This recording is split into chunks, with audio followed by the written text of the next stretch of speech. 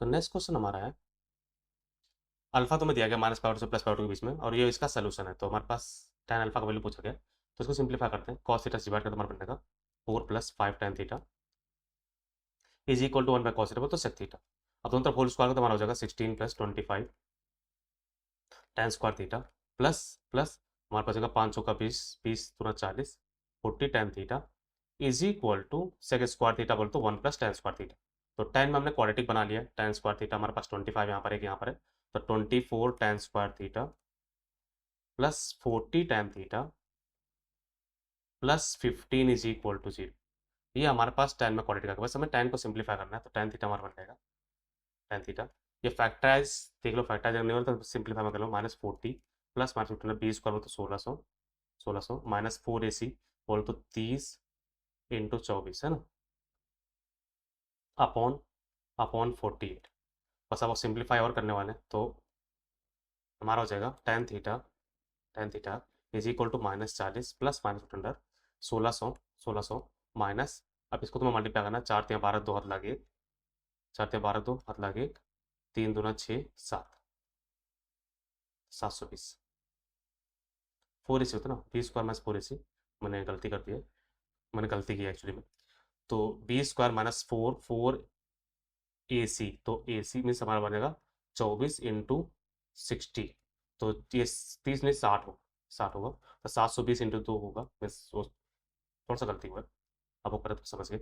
तो हमारे पास यहाँ पर आएगा 1440 होगा, ठीक ना। अब 1600 में से 1440 घटा देना, तो 0, 10 में से 4 गया 6, 5 160 है ना। तो हमारा बनेगा tan theta is equal to -40 plus -160 by 48। तो हम 4 से डिवाइड कर दो, -10 प्लस माइनस रूट अंडर 4 से हमारा 10 बन जाएगा, 10 बाई, और 4 से बटे 1248, ठीक है ना। तो हमारे पास दो आंसर आ रहा है। tan थीटा का वैल्यू आ रहा है -10 माइनस √10/12 और -10 प्लस √10/12। तो होप करे कोई ऑप्शन मैच कर रहा होगा। -10 प्लस √12/12, ये वाला मैच कर रहा है, सी पार्ट है ना। तो √10 -10/12 क्लियर है क्या? बहुत सिंपल सा है, बस तुम्हें आसानी से सॉल्व करना है। मैंने कोई ये गलती मैंने किया था, बी स्क्वायर माइनस 4ac में मैंने बी स्क्वायर -2ac कर दिया, तो 4ac ध्यान रखना। क्लियर ना। चलते हैं नेक्स्ट क्वेश्चन पे। नेक्स्ट क्वेश्चन बोला गया कि हमारा फंक्शन है जो हमें दिया गया f x is equal to sin 2x sine x minus minus of करके दिया गया, और तुम्हें बोला गया कि हमसे f of pi by two का वैल्यू बताओ। तो क्या करो ना, ऐसे क्वेश्चन में अगर कभी भी ऐसा हो ना कि तुम कुछ समझ नहीं पा रहे हो, एफ एक्स को तुरंत वाई पुट कर दो। वाई पुट करते हैं तुम देखना आप क्या करने वाले, तुम्हारा बनेगा y into sine of 2x plus sine x minus 1 plus cos square x, और एफ डैश मतलब होता है divide by d x is equal to 0। ये तुम्हें क्लियरली दिख रहा है कि ये डिफरेंशियल इक्वेशन बनकर तैयार हो गया। और डिफरेंशियल इक्वेशन हम लीनियर डिफरेंशियल इक्वेशन बनाएंगे, बस इसको अच्छे से अरेंज कर लें तो हमारा बन जाएगा 1 plus cos square, sorry sorry,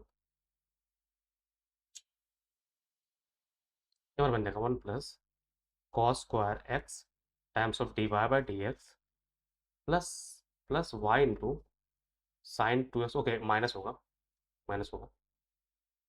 हम क्या कर रहे हैं, हम इसको इधर ले जा रहे हैं, इस वाले को भी उधर ले जा रहे हैं, और इसको इधर छोड़ देंगे। तो -y into sine 2x is equal to sine x. अब क्या करो, इससे डिवाइड करो 1 प्लस कॉस स्क्वायर, तो हमारा बन जाएगा d y by d x plus y times of minus of sine 2x upon 1 plus cos square x is equal to sine x upon 1 plus cos square x. अभी हमारा linear differential equation है, इसको तुम समझ पाओ। तो हमारा linear differential ऐसे होता है, d y by d x plus y into p of x is equal to q of x. तो तुम्हारे पास इसका आंसर आता है y into integration factor is equal to integration of q x into integration factor का फिर से integration. अब होप करें तुम्हें ये याद आ रहा है। इंटीग्रेशन फैक्टर क्या होता है, इंटीग्रेशन फैक्टर हमारा होता है आई एफ से है, वो होता है ई के power integration of P H T x. तो ये मैं मिटा दूंगा, बस मैं तुम्हें रिवाइज कराने के लिए लिख रहा हूँ, मैं इसको मिटाने वाला हूँ, ठीक है ना। तो होप करें तुम सब कुछ कैच करके, तो हमें इंटीग्रेशन फैक्टर पहले निकाल लेना होता है। इंटीग्रेशन फैक्टर हमारा हो जाएगा ई के पावर इंटीग्रेशन ऑफ इसका इसका, तो मैं इसको मैं पहले सिंप्लीफाई करता रहूँ, उसके बाद हम ई के पावर में चढ़ा देंगे। तो integration of minus of sine 2x upon 1 plus cos square x T x, बस इसको तुम्हें सॉल्व करना है।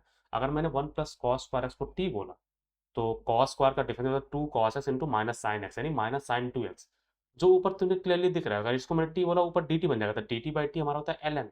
तो एल एन हमारा आंसर जाएगा l n of mod of 1 plus cos square x, और इसको तुम्हें ई के पावर में चलाना, तो ये भी ई के पावर में आ जाएगा। तो यानी इंटीग्रेशन फैक्टर जो बनने वाला आई एफ बनेगा 1 plus cos square x, clear के हमारा आंसर आ जाएगा तुरंत ही, हो जाएगा y into one plus cos square x is equal to integration of sine x upon one plus cos square x into one plus cos square x into d x. ये one plus cos square one plus cos square cancel हो जाएगा, यानी y into one plus cos square x is equal to sine x condition minus cos x होता है plus सी। ये हमारे पास function आ गया, यानी हमें एफ एक्स का वैल्यू मिल गया, हमें एफ ऑफ एक्स मिल गया, मीन्स एफ एक्स को हमने वाई बोला था, बनेगा minus cos x plus c upon one plus cos square x. बस तुम्हें करना क्या है, हमें सी का वैल्यू निकालना है, उसके लिए हमें x is equal to zero पर वाई इक्वल टू जीरो दिया गया है, तो जैसे तुम पुट करोगे x is equal to zero y equal to zero, तुरंत हमें सी का वैल्यू वन आ जाएगा। तो ये मैं सी किया, मैं क्लियरली वन लिख दे रहा हूँ, ये वन हुआ। ये हमारा एक्चुअल एफ एक्स है। अब तुमसे क्या पूछा गया है, हमसे पूछा गया F of pi by to, बस तुम्हें पाई बाय टू पुट करना है। अब कॉस पाई बाय टू होता है जीरो, तो हमारे पास f of pi by two बन जाएगा, यहाँ से वन आ जाएगा, ठीक है ना। तो कोई ना कोई ऑप्शन होगा भाई, F of pi by to one बोल, तुम्हारा ये पार्ट करेक्ट। सिंपल सा है, बस तुम्हें लीनियर डिफरेंशियल इक्वेशन ध्यान से समझना है, सुनना है, हर वर्ड ढंग से सुनो, तुम सब कुछ समझ जाओ, ठीक है डियर। चलते हैं नेक्स्ट क्वेश्चन पे।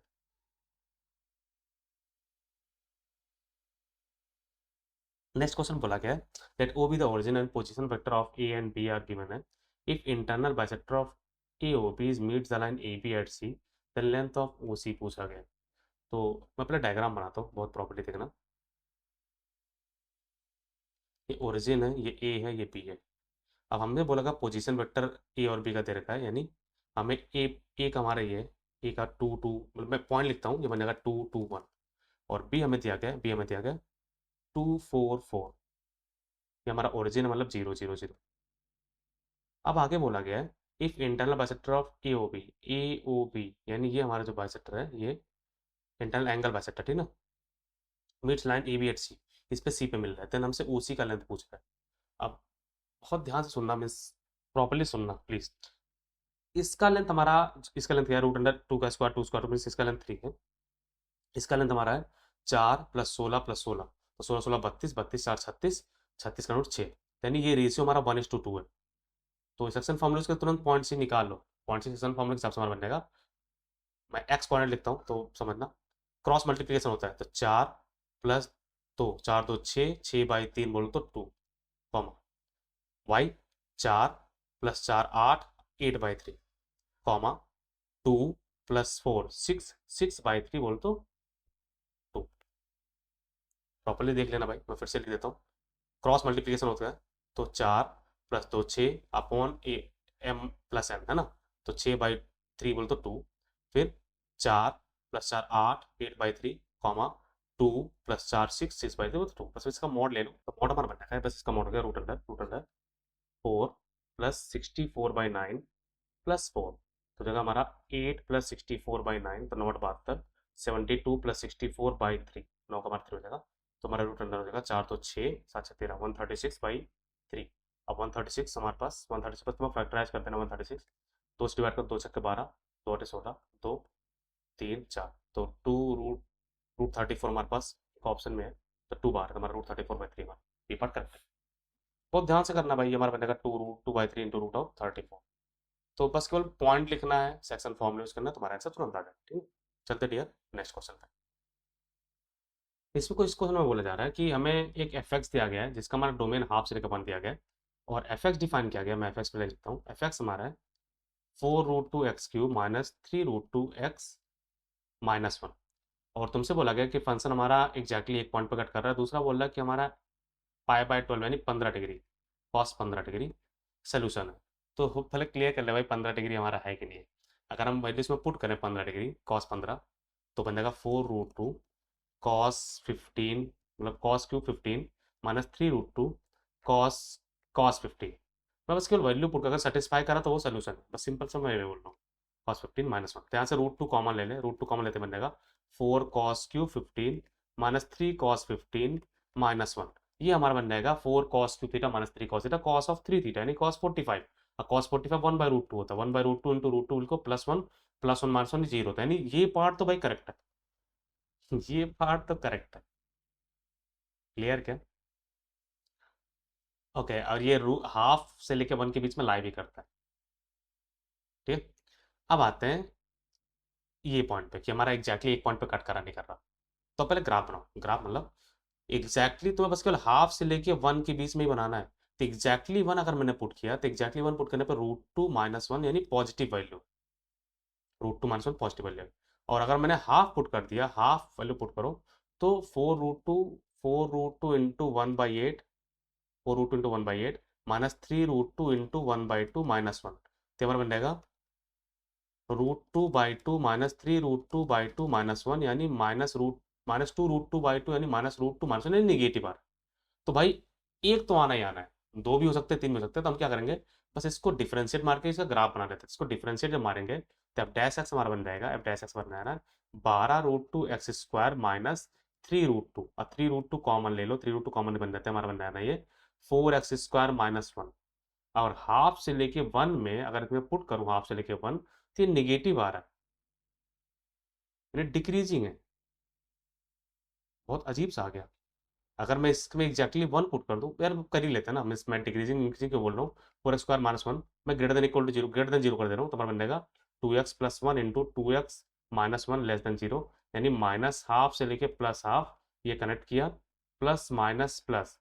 तो हमारा यहाँ पर इंक्रीजिंग है, हाफ से लेकर 1 में इंक्रीजिंग आ रहा, सॉरी इंक्रीजिंग आ रहा है, डिक्रीजिंग नहीं, वैसे ग्राफिकली भी दिख रहा है इंक्रीजिंग फंक्शन, यानी एग्जैक्टली एक ही बार आएगा। तो हमारा ये पॉइंट भी करेक्ट है, ये भी करेक्ट है, यानी हमारा लास्ट पार्ट आंसर है। मैंने गलती से बोल दिया डिक्रीजिंग, सॉरी। पॉइंट दिख रहा था तो इंक्रीजिंग बनना ही था ग्राफ के हिसाब से, और देख लो क्लियर ना। अब वो करें तो मैं डिफरेंशिएशन का कॉन्सेप्ट क्लियर, कैसे डिफरेंशिएट करके हम ग्राफ का इंक्रीजिंग डिक्रीजिंग चेक करते हैं, तो देख लेना भाई, ठीक ना। चलते हैं नेक्स्ट क्वेश्चन।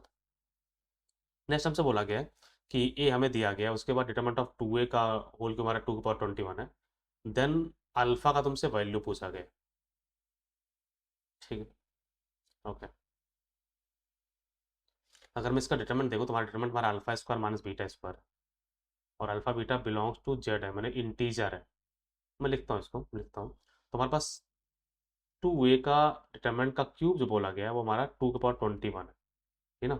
और इंटीजर्स है, तो पहले हम इसको बाहर निकालेंगे, तो इसको बाहर हमारा 2 बाहर आएगा, तो हमारा 2 का क्यूब बन जाएगा, 2 क्यूब मतलब 8 बाहर आएगा, 8 बाहर नहीं आएगा, 2a मैं लिखता हूँ, 2a लिखता हूँ तो तुम समझ पाओगे। अगर मैं 2a लिखूँ तो 2 से मल्टीप्लाई पूरा हो जाएगा, यानी 2 0 0 0 2 अल्फा 2 बीटा 0 2 बीटा 2 अल्फा।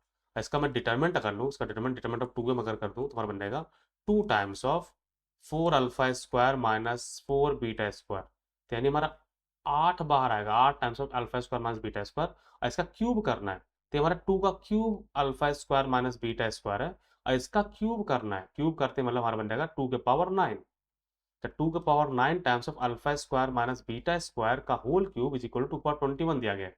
ये अल्फा² माइनस बीटा स्क्वायर का होल क्यूब जो है वो 2 के पावर, हमारे पास 21 में से 9 घटा दो, 21 माइनस 9, 11 में से 9 गया 2, 12, 2 की पावर 12 है। तो इसका मतलब ये है अल्फा² माइनस बीटा स्क्वायर जो है 2 के पावर 4 है, 16 है। अल्फा² माइनस बीटा स्क्वायर हमारा 16 है। अब तुम्हें बस केवल सोचना है कौन सा इंटीजर है, क्योंकि हमें ए और बी इंटीजर्स है, इंटीजर के स्क्वायर का डिफरेंस 16 हो, अगर मैं 25 में से 9 घटा दूं 16 आता है, तो यानी अल्फा वैल्यू 5 अगर हो तो बीटा वैल्यू 3 होगा। क्या करोगे, और कहीं नहीं आएगा, तुम सोच लो, 16 डिफरेंस और पेपर क्रिएट करो, कहीं नहीं आएगा। स्क्वायर स्क्वायर इंटीजर के स्क्वायर का जितना दूर जाओगे उतना डिफरेंस बढ़ता रहेगा, क्लियर ना। ठीक है, चलते ठीक है नेक्स्ट क्वेश्चन पे। नेक्स्ट बोला गया let P Q R be triangle with R दिया गया है, एम दिया गया है। Let P Q R be triangle with R हमारा है, suppose M is a mid point of P Q and distance of centroid of triangle P Q R from the point of intersection of the line this is okay. कोई diagram बनाओ तभी हमको समझ में आएगा। हमें ये पॉइंट पी है, ये क्यू है, ये आर है। अब हमें आर दे दिया गया है, आर हमारा है -142, ठीक ना। उसके बाद 2 1 2 हमारा mid point of P Q है, पी क्यू का मिड पॉइंट हमारा है 2 1 2। अब तुमसे बोला गया है हमारा जो distance of centroid P Q are, centroid हमारा जो बनेगा इसका, अब अगर जस्ट इसको एज्यूम कर x1 y1 z1, और ये हमारा है x2 y2 z2। अगर मैंने ऐसा बोला तो हमारे पास x1 प्लस x2 का वैल्यू आ जाएगा 4, y1 प्लस y2 का वैल्यू आ जाएगा 2, और z1 प्लस z2 का वैल्यू आ जाएगा 4। वो करें तो मैं कैच कर पा रहा हूँ क्योंकि x1 प्लस x2 बाई 2 हमारा 2 है, तो x1 प्लस x2 का वैल्यू 4 है, y1 प्लस y2 मीन हम सेंट्रोइड सीधा निकाल लेंगे। सेंट्रोइड हमारा बनेगा x1 plus x2 plus x3, x3 मतलब ये, यानी x1 प्लस x2 का वैल्यू 4 है, 4 में से एक गया 3/3 बोल तो 1, ये सेंट्रोइड का x कोऑर्डिनेट है। y कोऑर्डिनेट आएगा 2, 2 प्लस 4 बोल तो 6, 6/3 बोल तो 2, कॉमा 4, 4 प्लस 2 6, 6/3 बोल तो 2, ये सेंट्रोइड है 1 2 2। होकर तो मैं कैच कर पा रहा हूँ x1 plus x2 plus x3/3 catch कर रहे हो। अब तुमसे बोला गया है इसका डिस्टेंस निकालना है इसके पॉइंट ऑफ इंटरसेक्शन से, इसका पॉइंट ऑफ इंटरसेक्शन में निकालना पड़ेगा पहले, तो इसका पॉइंट ऑफ, मैं इसको लेमडा बोल रहा हूँ तो मैं x का वैल्यू मिल जाएगा, x इज इक्वल टू 2 है, y इज इक्वल टू बन जाएगा 2 लेमडा, और z इज इक्वल टू बन जाएगा हमारा माइनस लेमडा माइनस 3। इसको मैं म्यू बोल रहा हूँ, तो वही x हमारा बन जाएगा म्यू प्लस 1, यहाँ से हमारा बन जाएगा -3 म्यू -3, और यहाँ से हमारा बन जाएगा म्यू -1। हमें कोई दो सॉल्व कर लेना है, दो इक्वेशन तो हमारे पास एक ही है, इसको मैं सॉल्व करना प्रेफर करूंगा, एक ही है, तो हमारे पास यहाँ से आ जाएगा म्यू इज इक्वल टू सीधा 1, म्यू इक्वल टू 1 इसमें पुट कर देंगे तो lambda is equal to -3, mu equal to 1 lambda -3 put करके चेक कर लो फिर सेटिस्फाई कर रहा है क्या। -3 पुट करने पे यहाँ पर बन जाएगा माइनस प्लस 9 में से 3 गया, कहीं पर गलती हो रहा भाई,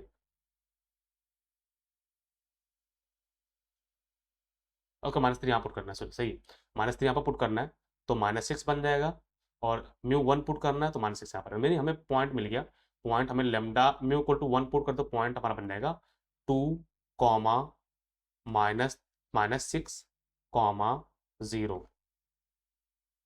ये पॉइंट है। अब तुम्हें इस पॉइंट का इस पॉइंट से डिस्टेंस निकाला तो रूट अंडर बन जाएगा 1 का स्क्वायर प्लस 8 का स्क्वायर प्लस 2 का स्क्वायर, 2 का स्क्वायर 4 बोल तो हमारा रूट के अंदर आ जाएगा 1 प्लस 64 प्लस 4, ये रूट 69, रूट 69 मतलब सी पर।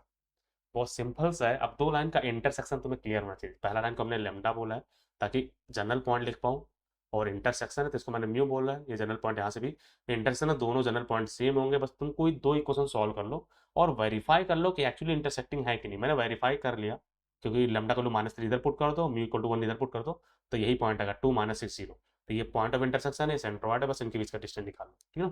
चलते हैं डियर नेक्स्ट क्वेश्चन पे। नेक्स्ट क्वेश्चन बोला गया let R be the relation of Z cross Z defined by a b c d का रिलेशन होगा अगर a D minus B c 5 से डिविजिबल है, तो आर क्या है। तो a D minus B c अगर 5 से डिविजिबल है, तो अगर मैं सेम कर दूं यानी a b R a b, अगर ऐसा होगा तो तुरंत ये रिफ्लेक्सिव हो जाएगा। तो ये ए है ये डी है, और ये बी है ये सी है, तो इनका डिफरेंस 0 आ रहा है जो एक्चुअली 5 से डिविजिबल है, यानी भाई ये रिफ्लेक्सिव तो है। अब आते हैं सिमेट्रिक पे। सिमेट्रिक मतलब ये होता है कि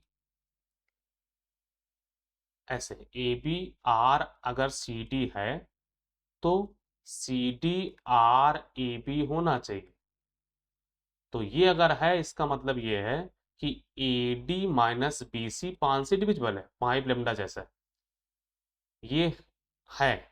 अब ये होना चाहिए, इसका मतलब ये, अब ये इंटू ये करते तो बन जाएगा C B minus A D. अब A D minus B C हमारा 5 लेमडा, तो ये -5 लेमडा बन जाएगा, तो क्लियरली ये भी 5 से डिविजिबल है, इसका मतलब ये सिमेट्रिक भी है। ठीक है ना। अब दो तो आ ही गए, तो रिफ्लेक्सिव एंड सिमेट्रिक तो आएगा बट नॉट ट्रांजिटिव यहाँ पर है, और ये बोला गया रिफ्लेक्सिव सिमेट्रिक ओके तीनों है, बस अब आइदर ए और सी में से होने वाला है, तो तुम्हें ट्रांजिटिव पे जाना है। ट्रांजिटिव का मतलब ये होता है अगर ए बी सी डी है, मैं लिखता हूँ ए बी सी डी है और c d R p q भी है, तो a b R p q होना चाहिए। तो अगर ऐसा है तो a D minus B c 5 lambda है, अगर ऐसा है तो बन जाएगा c q minus p d हो जाएगा 5 म्यू, ये दोनों है। अब हम चाह रहे हैं ऐसा होता है, यानी हमारे यहाँ पर है ए क्यू माइनस बी पी, अगर ये 5 से डिविजिबल है तो हमारा सारा काम हो जाएगा। बस वेरीफाई कर ले भाई, वेरीफाई करो हो रहा है क्या। अब बोला गया a D minus B c 5 से डिविजिबल है, यहाँ पर हम बोल रहे हैं ये ए बी सी डी हो गया। नेक्स्ट हम बोल रहे हैं सी डी पी क्यू भी है, ये भी है कि c q minus p d भी 5 से डिविजिबल। और ध्यान रहे एक चीज़ और, एक चीज़ और, सारे के सारे इंटीजर हैं, इंटीजर है यानी इंटीजर है, a b c d p q सब इंटीजर है। तो okay, इसको इसको इसको तुम नंबर वाइज भी जा सकते हो। नंबर वाइज मतलब तुमने दो नंबर ले लेना अपने मन से, सोचो उसका पेयर बना के, ठीक है ना। अब तुम्हें कोई कोई एग्जांपल भी तुम सोच सकते हो, अगर तुम एग्जांपल को तुम्हारा तो भी काम बन जाएगा। तो चलो मैं ABCD कुछ सोचता हूँ। अगर हमारा एक भी पेयर पकड़ में आ गया ना जो इसको फॉलो नहीं करा, तो ट्रांजिटिव नहीं है, ठीक है ना। तो अगर मैं 3 1 करके लिख दूँ रिलेशन कुछ, हमें 5 से डिविजिबल कराना है, तो अगर मैं इसको 10 5 कर दूँ, तो 5 या 15, 15 में से 10 गया 5, तो ये तो भाई है, एग्जिस्ट करता है। उसके बाद 10 5 आर, अगर मैं 1 1 कर दूं तो ये 10, 10 में से 5 गया, ये भी डिविजिबल है। तो ये हमें होना चाहिए नहीं 3 1 आर 1 1। ओके, पकड़ में आ गया। इनका डिफरेंस 5 का डिविजिबिलिटी नहीं है, इसका मतलब ट्रांजिटिव नहीं है। एक भी पेयर पकड़ में आया तो ट्रांजिटिव नहीं है। क्लियर क्या? तो ये नहीं है, क्लियरली नहीं है। तो हमारे पास सिमेट्रिक है, रिफ्लेक्सिव है, लेकिन ट्रांजिटिव नहीं। तुम्हारा ये पार्ट करेक्ट है। क्लियर क्या? चलते डियर नेक्स्ट क्वेश्चन। नेक्स्ट हमसे इसका वैल्यू पूछा गया। ओके, ए का वैल्यू पूछा गया। तो ये देखो -a से लेकर +a तक आएगा। तो इसमें हमें करना क्या होता है, अगर हमें इस तरह से दिख जाए -a से लेकर +a, और अंदर fx dx है, और fx अगर ऑड फंक्शन आए तो हमारा सीधा 0 होता है, अगर ऑड आ गया तो चेक कर भाई ऑड है क्या कुछ पे।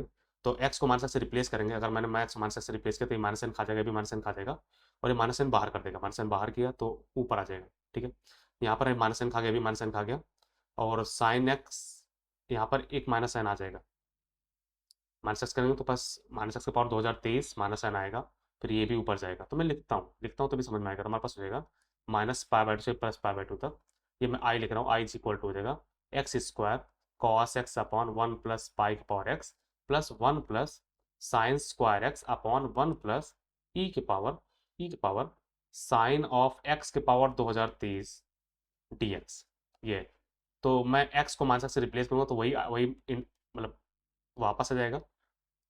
इंटीग्रेशन का वैल्यू चेंज होगा, तो यहाँ पे -n खा जाएगा, भी -n खा जाएगा, यहाँ पे -n आ जाएगा। और तुम अगर डिनोमिनेटर में, तुम्हारी जगह pi power x times of x² cos x upon 1 plus pi के पावर x प्लस यहाँ पर -n आएगा, -n बाहर आएगा, साइन ऑफ माइनस का -sin थीटा होता है, और वो 1 अपॉन में होगा, फिर ऊपर चला जाएगा, e के पावर साइन ऑफ x के power 2023 times of 1 plus sine square x upon 1 plus e के पावर साइन ऑफ x के पावर 2023 dx। क्लियर ना? अब हमें क्या करना है, दोनों को जोड़ दो। जब तुम दोनों को जोड़ोगे तो क्या होगा, प्रॉपर्टी देखो, 2y इज इक्वल टू, इस इंडिकेशन में हमारा बन जाएगा -π/2 से लेकर +π/2। जब तुम जोड़ो डिनोमिनेटर सेम है तो ऊपर हमारा x² cos x कॉमन हो जाएगा, तो 1 + 1 पर सीधा कैंसिल हो जाएगा, नहीं x² cos x आएगा, प्लस यहाँ पर जोड़ोगे तो हमारे पास ये कॉमन आ जाएगा, तो हमारे पास आएगा 1 plus sine square x dx। कितना?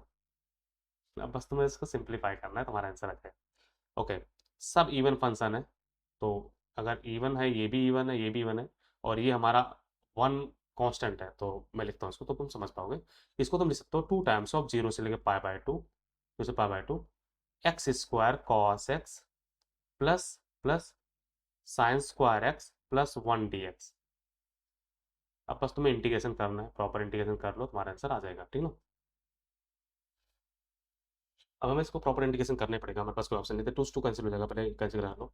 तो आई इक्वल टू आ जाएगा 0 से लेकर π/2 x² cos x plus sine square x. Okay, sine square का पहले फॉर्मूला लगा देते हैं हमारे पास, 2 थीटा से हमने इसको रिड्यूस कर देना है, तो 2 थीटा मीन्स कॉस 2 थीटा होता है 1 माइनस, मैं लिखता हूँ यहाँ पर कॉस 2 एक्स होता है 1 माइनस 2 साइन स्क्वायर एक्स। तो साइन स्क्वायर को ले हो जाएगा 1 minus cos of 2x/2 dx, और 1 का इंटीग्रेशन हमारा x हो जाएगा, तो हमारा उसका π/2 बाहर हो जाएगा, ठीक है ना। अब बस इसको सिंप्लीफाई करो तो हमारे पास बन जाएगा i इज इक्वल टू 0 से π/2 x² cos x dx, ये मैं अलग कर देता हूँ, प्लस सॉरी प्लस नहीं माइनस करता हूँ, ज़्यादा बेटर रहेगा, माइनस ऑफ 0 से π/2 कॉस ऑफ 2x dx, ये हमारा अलग हो जाएगा, और हाफ का इंटीग्रेशन फिर से π/4 हो जाएगा, π/4 प्लस π/2 मिलके π/4 प्लस π/2 तुम्हारा हो जाएगा 3π/4, ठीक ना। क्या पूछा गया, पहले उस पर भी आते हैं। हमसे पूछा गया है ए का value. Okay, okay, just logically देख मिस, यहाँ पर हमारे पास 3π/4 बन गया है, तो π/4 कॉमन आने पे क्लियरली ए का वैल्यू 3 आने वाला है, क्लियरली आने वाला। बोलोगे सर और भी चीज़ें आ सकती हैं, आ सकती है, मैं मना नहीं कर रहा, लेकिन 3 से बड़ा कोई नंबर और है भी नहीं, ठीक है ना। तो मैं आंसर लगा दिए ये पार्ट, लेकिन पूरा निकाल लेना यार मिस, अभी थोड़ा सा लेंदी होने वाला है, मेरे पास थोड़ा स्पेस की कमी पड़ रहा है। ये सब बाई पार्ट्स लगाना, बाई पार्ट्स मतलब इसको फर्स्ट मानना है, इसको सेकंड मानना, मैं थोड़ा बहुत लिख देता हूँ। तो हमारा बन जाएगा x² को छोड़ दो, कॉस का इंटीग्रेशन होता है साइन एक्स, तो x square sine x minus हो जाएगा 2x integration of sine x dx। और यहाँ पर हमारा कॉस कॉस का हो जाएगा minus of sign of 2x/2, और 0 से π/2 लग जाना है, प्लस 3π/4। अब प्लीज़ इसको सॉल्व कर लेना, थोड़ा सिंप्लीफाई इसमें एक बार और बाई पार्ट्स लगाना है, उसके बाद तुम्हारा पूरा इंटीग्रेशन पे 0 से π/2 पे फिर से लगा देना है, तो क्लियरली तुम्हारा आंसर मैच कर जाए। तो होप करो तुम समझ जाओ, कभी इसके बाद तुम्हें बाई पार्ट्स लगाने आना चाहिए, क्योंकि तुम जे की तैयारी कर रहे हो। प्लीज़ लगा देना, आंसर मैच कर देना, ठीक है ना। चलिए नेक्स्ट क्वेश्चन। नेक्स्ट क्वेश्चन में बोला जा रहा है कि हमारा एफ दिया गया है और हमसे अब डैश 0 पूछा गया है, तो हमें ये बात ऑलरेडी पता है, तुम डायरेक्टली इसको डिफरेंशिएट मार के भी निकाल सकते हो। अगर डिफरेंशिएट नहीं मानना चाहो तो तुम फर्स्ट प्रिंसिपल यूज कर सकते हो। हमारा एफ डैश एक्स होता है, वो हमारा होता है limit of h tending to 0 f of x plus h minus f of x divide by h. तो अगर मैंने एक्स को 0 पुट कर तो हमारा एफ डैश 0 आ जाएगा, limit of h tending to 0 f of h minus f 0 divide by h. Exactly पहले 0 पुट कर लो, tan 0 0 होता है, सब कुछ खत्म हो जाएगा तुरंत ही। तो हमारा एग्जैक्टली 0 पे 0 होता है, नहीं बस हमें क्या निकालना है, एफ एच बाई एच, बस और कुछ नहीं करना था। एफ एच हमारा क्या बन जाएगा, हो जाएगा f dash 0 is equal to limit of h tending to 0, बस एक्स को एच कर लें, यानी 2 के पावर एच प्लस 2 के power minus h into tan h into root under tan inverse of h square plus h plus 1 divide by 7h square plus 3h प्लस 1 का whole cube into h. और tan h by h हमारा 1 हो जाएगा, h को 0 put कर लो, question तुरंत खत्म है। h को 0 पुट करते हमारा बन जाएगा 2 के पावर 0 1 होता है, तो 1 प्लस 1 मिलकर 2 हो जाएगा। 2 इंटू ये हमारा tan इनवर्स 1 बोल तो π/4 यानी रूट अंडर π/4 अपॉन 0 पुट करते हमारा बन जाएगा 1, ये हमारा आंसर है। तो रूट पाई सी पर, बहुत सिंपल सा है। प्रॉपरली बस केवल तुम्हें फर्स्ट प्रिंसिपल यूज करना, इसको डिफरेंशिएट मत करना भाई, पागल हो जाओगे, डिफरेंशिएट प्लीज मत करना। आराम से फर्स्ट प्रिंसिपल यूज करो, उसके बाद एफ 0 एग्जैक्टली निकाल लो, tan 0 0 है, पूरा क्वेश्चन खत्म हो जाएगा तुरंत ही। ठीक है डियर, चलते हैं नेक्स्ट क्वेश्चन पे। नेक्स्ट क्वेश्चन में बोला गया कि हमारे पास ए स्क्वायर मैट्रिक्स, यहाँ पर ए इंटू ए ट्रांसपोज हमारा आइडेंटिटी मैट्रिक्स दिया गया है, तो हमसे इसका वैल्यू पूछा गया है कि इसका वैल्यू क्या होगा। बस तुम्हें सिंप्लीफाई करना है। तुम इसको अगर A into A transpose equal to identity matrix, तो ए ट्रांसपोज इंटू ए भी आइडेंटिटी मैट्रिक्स होगा। तो क्लियरली इसमें फॉर्मूला लगा सकते हो, तुम्हारा बन जाएगा हाफ टाइम्स ऑफ ए, इसको ओपन कर लो तो जगह A square plus A transpose का square plus 2a into A transpose plus A square plus A transpose का square minus 2 into A transpose. तो ये हमारा सीधा सीधा कैंसिल हो जाएगा, हमारे पास बन जाएगा हाफ टाइम्स ऑफ, मिस ए बाहर है, मिस a/2 टाइम्स ऑफ, अंदर हमारे पास है ए 2 ए, 2 से 2 भी उड़ जाएगा, 2 से 2 भी उड़ा दो, तो हमारे पास क्या बनने वाला है ए टाइम्स ऑफ हमारा बन जाएगा ए स्क्वायर प्लस ए ट्रांसपोज का स्क्वायर, बस ये। अब तुम्हें ऐसा ऐसा कुछ दिया जा रहा है क्या, नहीं दिया गया, तो इसको मल्टीप्लाई तुम्हारा बन जाएगा A cube plus A into A transpose into A transpose. A into A transpose identity matrix होता है, यानी A cube plus A transpose, हमारा A part last part cancel. Okay, समझना मैं क्या बोल रहा हूँ। अगर कभी भी बायनोमियल में या फिर बायनोमियल में क्या बोल रहा हूँ, सॉरी, मैट्रिक्स में कभी भी A B is equal to B A हो जाए, तो अलजबरा के सारे फॉर्मूले वैलिड है। तुम अलजबरा का डायरेक्ट फॉर्मूला जो ना, ए प्लस बी का whole square equal to A square B square equal to A B, A plus B का whole cube equal to A cube plus B, जो भी फॉर्मूला तुमने अलजबरा पढ़ रखा सब वैलिड है। नहीं तो तुम मैट्रिक्स में अलजबरा का फॉर्मूला लगा नहीं सकते जब तक कॉम्पिटेटिव ना हो। अब हमें बोला गया A into A transpose equal to identity matrix, मतलब एक दूसरे के इनवर्स है, इनवर्स है तो कॉम्पिटेटिव होता है, नहीं ए इंटू ए ट्रांसपोज और ए ट्रांसपोज इंटू ए सेम है, तो फॉर्मूला हम लगाने वाले सीधा हमारा आंसर। ठीक है, तो चलते डियर नेक्स्ट क्वेश्चन पे।